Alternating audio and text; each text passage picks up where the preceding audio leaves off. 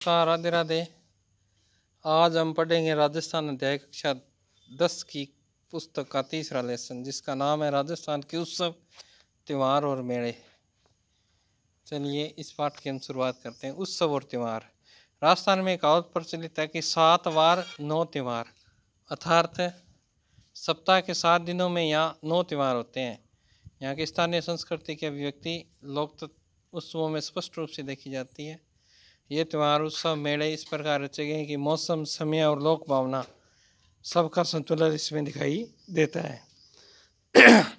अक्सर फसलों की कटाई के या बदलते मौसम के साथ ये इस तरह के त्यौहार यहाँ आने लग जाते हैं, जिससे हमारे नवीन ऊर्जा का उत्सर्जन होता है। ये उत्सव, त्यौहार और मेले सांसारिक उलझनों में फंसे लोगों को कुछ समय के लिए शारीरिक और मानसिक शांति देते हैं और आनंद प्रदान करते हैं। राजस्थान की इस इंद्रधनुषी संस्कृति की पहचान करने वाले कुछ प्रमुख उत्सव, त्यौहार और मेलों की झलक यहाँ हम देखेंगे। सबसे पहले हम बात करें गणगौर। ठीक है, गणगौर शब्द की बात करें, राजस्थान का प्रमुख त्यौहार है। यहाँ दो शब्दों से मिलकर बना है, गण और गौर। गण का अर्थ यहाँ शिव होता है और गौर का अर्थ यहाँ पार्वती होता है। इस अवसर पर शिव और पार्वती की आराधना अविवाहित लड़कियाँ अपने योग्य वर और विवाहित स्त्रियाँ अपने अखंड सुहाग की कामना के लिए करती है। यह त्यौहार होली के दूसरे दिन, अब आपको ये पता होना चाहिए कि होली कब आती है, ठीक है ना। उसके दूसरे दिन चैत्र कृष्ण प्रतिपदा। तो होली अब आपको पता होना चाहिए कि किस महीने में आती है, तो फाल्गुन में आती है ना।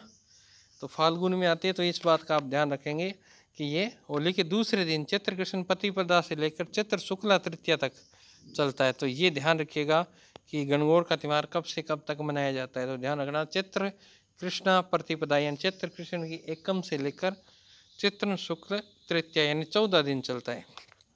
इस मौके पर होली की राख के पिंड बनाकर जौ के अंकुरों के साथ इसका पूजन किया जाता है। अविवाहित लड़कियां बागों में फूलों को कलश में सजाकर गणगौर के गीत गाती हुई अपने घर ले आती है। गणगौर का त्यौहार शिव और पार्वती के रूप में ईश्वर की होली कहाँ खेली जाती है, ये तो पता ही होगा, जैसलमेर में।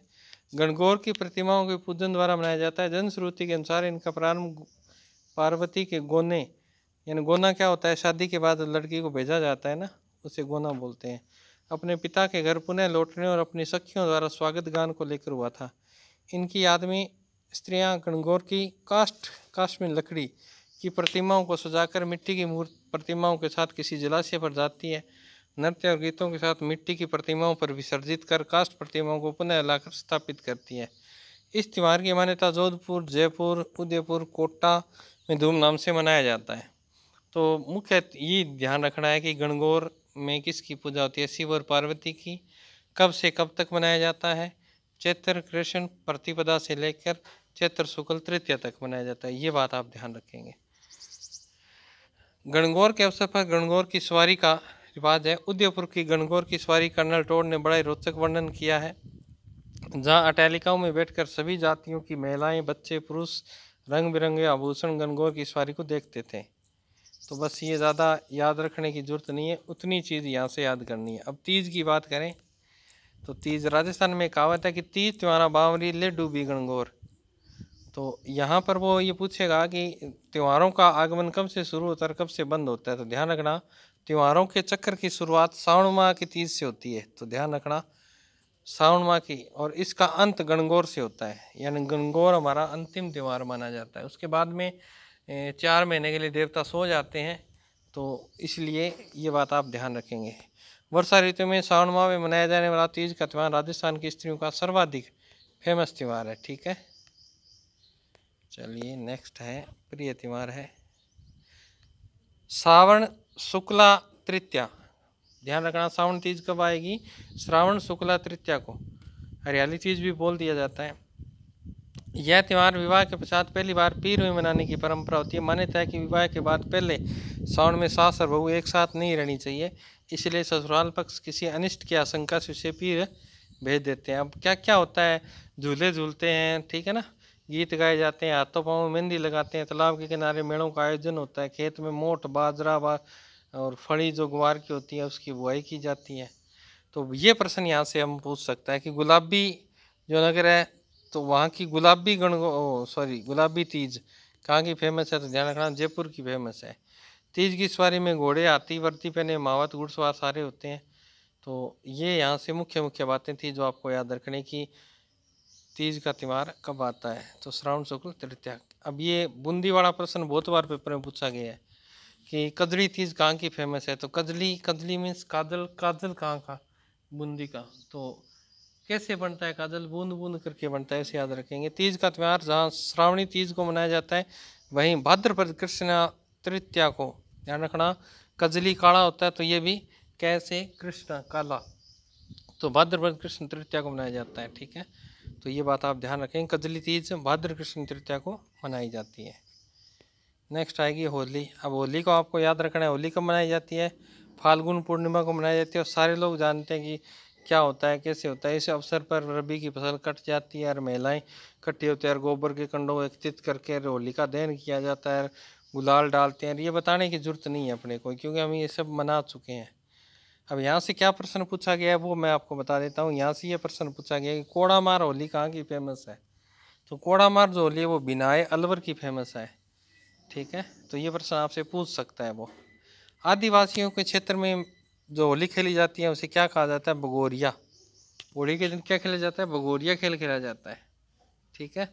और मेवाड़ में होली के अवसर पर कौन सा नृत्य किया जाता है? तो ध्यान रखना, गेर नृत्य किया जाता है। ऐसे याद रखेंगे कि होली के दिन जो रंग होता है ना वो गेर आदमी भी लगा देता है, तो ऐसे याद रखेंगे। प्रसिद्ध जैन तीर्थकर श्री महावीर जी की लठमार होली बहुत फेमस है। तो आपको पूछ लेगा लठमार होली कहाँ की फेमस है? तो महावीर जी की। अब लठ कौन मार सकता है? जो महान होता है वीर, वो ही मार सकता है। और पुरुष खेलते हैं। शेखावाटी की कौन सी? शेखावाटी का होली के अवसर पर कौन सा नृत्य किया जाता है? तो ध्यान रखेंगे गिंदड़ नृत्य किया जाता है। शेखावाटी में कौन सा नृत्य है? गिंदड़ नृत्य। बाड़मेर, बाड़मेर में क्या है? पत्थर है, तो वहाँ की पत्थर होली। कहाँ की? बाड़मेर में कौन सी होली खेली जाती है? पत्थर होली। और इलोजी की बारात भी निकाली जाती है, ठीक है। चलिए, ये मुख्य होली की बात थी। अब यहाँ देख लेते हैं। जयपुर में पिछले कुछ वर्षों में होली के अवसर पर जन्म, मरण और प्रण की सभ्य समाज के द्वारा आयोजन होता है। तो ये पूछ सकता है कि जन्म, मरण और प्रण का संबंध किस त्यौहार से है? तो ध्यान रखना होली से है। इस कार्यक्रम में बाप की अर्थी, बेटे की बारात और पुत्र का जन्म दिखाया जाता है, ठीक है। तीनों चीज़ों को एक साथ दिखाया जाता है। कोटा में आवा और सांगोद कस्बों में 200 वर्ष पुराना नहान आयोजन भी प्रसिद्ध है। तो ध्यान रखना, नहान का आयोजन कहाँ होता है? कोटा के आवा और सांगोद में होता है, ठीक है। चलिए, अक्षय तृतीया, कुआरंग याखा तीज, कुआरा बोत वे जय दिन, ये कब आती है? तो ये ध्यान रखना, आखा तीज आती है वैशाख माह की शुक्ल पक्ष की तृतीया को आती है। अब ध्यान रखना, ये शुक्ल पक्ष और कृष्ण पक्ष आपको कंफ्यूज करेंगे। कृष्ण पक्ष में हम एक ही पढ़ के आए हैं अभी तक, कौन सी? कजली। कजली काजल काला होता है, इसलिए अपन वो पढ़ के आए हैं। अक्षय तृतीया को जनमानस में अबूझ साय के रूप में मनाते हैं। आखा तीज के दिन क्या होता है? अबूझ सा होता है, इस दिन बिना पूछे पंडित से शादी की जा सकती है, क्योंकि ग्रामीण अंचलों में बिना मुहूर्त निकलवाए इस दिन बड़ी संख्या में बाल विवाह होते हैं, जो प्रशासन के कड़े रुख और जागरूकता के कारण थोड़े कम हो गए हैं। किसान इन दिनों खेतों में हल चलाकर अच्छी वर्षा और फसल की कामना करते हैं। इस दिन घरों में 7 प्रकार के अन्न बनाए जाते हैं, बाजरे की, गेहूं की, अलग अलग खिचड़ी बनाई जाती है, गुड़ की गलवाण भी बनाई जाती है, मूंगड़ी बनाई जाती है। और इसी दिन वेरी वेरी इंपॉर्टेंट प्रश्न ये है कि आखा तीज के दिन ही बीकानेर की स्थापना हुई थी। तो बीकानेर का स्थापना दिवस कब है? आखा तीज के दिन होता है। तो यहाँ बहुत सारे त्यौहार आते हैं। तो यहाँ से मुख्य मुख्य बातें ये थी अपनी। अब देख रहते हैं, अब जैन समाज के बताएगा। जैन संप्रदाय से संबंधित अनेक त्यौहार आते हैं। जैन संप्रदाय का सबसे पवित्र और महत्वपूर्ण त्यौहार है पर्युषण। ये बहुत बार पूछा जाता है कि पर्युषण त्यौहार किस धर्म का है? तो ध्यान रखिएगा, पर्युषण जो त्यौहार है वो जैन धर्म का है। और ये कब मनाया जाता है? भाद्रपद में मनाया जाता है, ठीक है। ये जो मेन चीज़ें अपने को वो याद करनी है। अब देखो, इस उत्सव का अंतिम दिन क्या कहलाता है? संवत्सरी कहलाता है। अश्विन कृष्णा प्रतिपदा को क्षमा वाणी पर्व के मौके पर सभी शराब को एक जगह एकत्रित होकर क्षमा याचना करते हैं। तो इसको कैसे याद रखेंगे? आश्विन है, इसमें देखो आ से क, ऐसे याद कर लो। आशिक जो होते हैं ना, ऐसे याद कर लो, वो क्या करते हैं? क्षमा मांगते हैं, ऐसे कर लो, ठीक है। मुसलमानों के त्योहारों में देखो, मुसलमानों के हिस्सों में ईद उल जुहा, जिसे बकरा ईद कहते हैं। अब ध्यान रखिएगा, बकरा ईद जो बोलते हैं ना, ये देखो बकरा, ईद। बकरा ईद शब्द से आप आज समझ जाइए, बकर शब्द का अर्थ होता है गाय, और ईद का मतलब होता है खुशी का पल।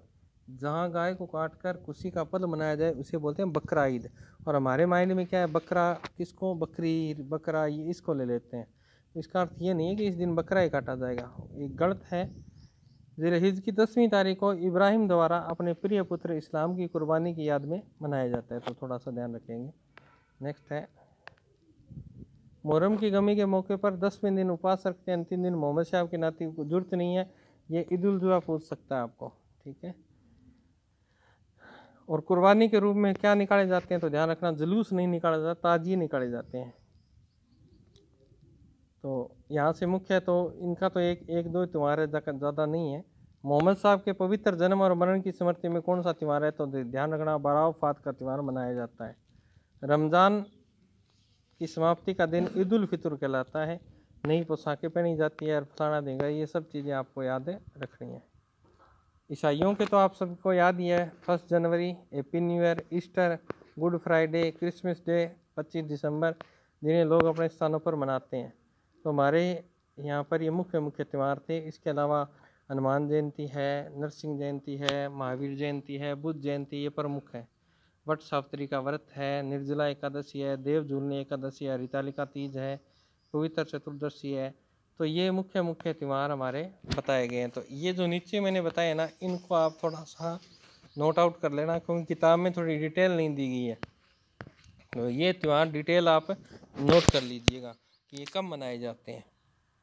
महावीर जयंती कब आती है, नरसिंह जयंती लिख के सारे, और इनके आगे अपने त्योहारों के डेट लिख लेना कि किस माह में आते हैं। ये निर्जला एकादशी है, सावित्री व्रत है, ये वट सावित्री व्रत है, अमावस्या व्रत है, ये सब चीज़ें आप लिख लेंगे तो हो सकता है यहाँ से प्रश्न पूछ ले। आंवला एकादशी है, जैसे कार्तिक में आती है ये। तो ये सभी महत्वपूर्ण प्रश्न है। तो आज के लिए इतना ही, कल हम पढ़ेंगे मेलों को। धन्यवाद।